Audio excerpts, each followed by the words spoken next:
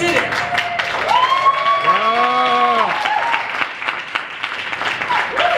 haven't had the chance to see Emerald City yet. I have seen the first episode. It is incredible what these guys pulled off. You've never seen anything like it, especially, I think, on a major network, on television. Congratulations. Thank you. Talk to me about being involved in this project. How was it pitched to you when they first brought it to you?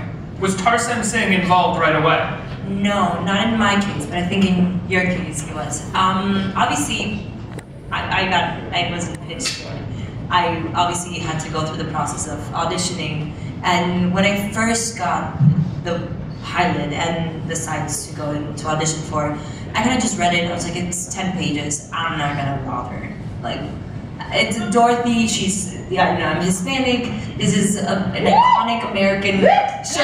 Like, I'm never gonna get it. So I kind of just stood back and said, you know what, I'll let someone else have this one. And my manager called me and said, no, you have to go, you have to go. And I decided to kind of go to a little place and say, you know what, maybe the world has changed. I'll just go and work my hardest and prove myself. And I kind of did, and I just flew out to go visit my family, and then I got a call saying to go back.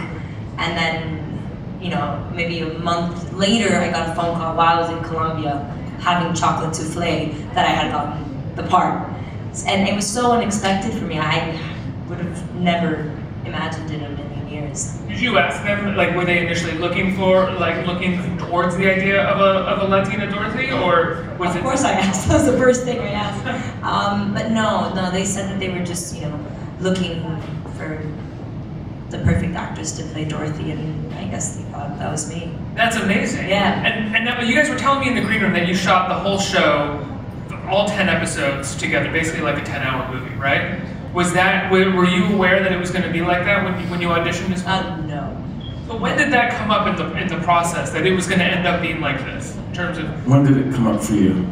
I think it came out while we were in prep, that we started while Tarsem was scouting for locations and stuff. That's when we started realizing, you know, this is going to be shot completely out of sequence.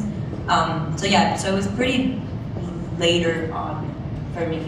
When I was told that Tarsem was doing it, I was told that he was doing all 10 hours. This is later. Yeah. Because I came in, I think, one of the last people to come in.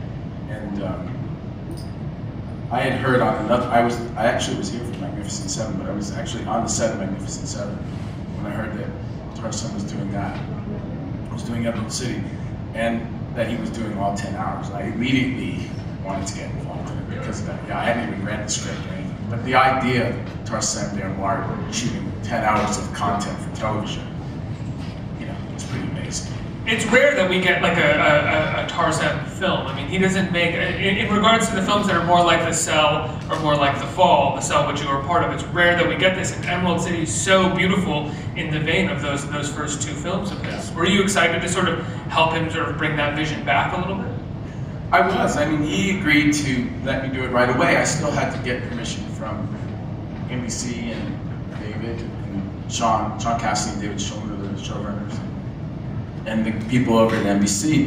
But once they agreed, I was so excited. Yeah, we just all dove into it and worked really hard at it. It was great. What's it like working on a Tarsem Singh set? Because the visuals in the show are stunning, and most of them don't look CGI at all. They all look like fairly practical locations that you're working on. And it's because it's not CGI. We worked on real castles. Emerald City is a real city, and you could go into every single little house inside of the city.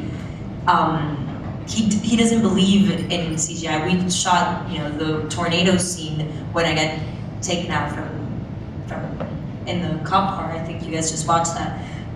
That was real. That was 3 airplane jets blowing air and leaves at me. Well, you can tell too, because with most shows, most movies, the car would go up, we'd have a quick shot of the inside of the car, and then we'd have some wide CGI car spinning around. Most of you is you inside the car. Yeah, and it's so cool. That's all real. That was the first time I met with Tarsem. That was the first thing he told me. He's like, number 1, no one will get fired.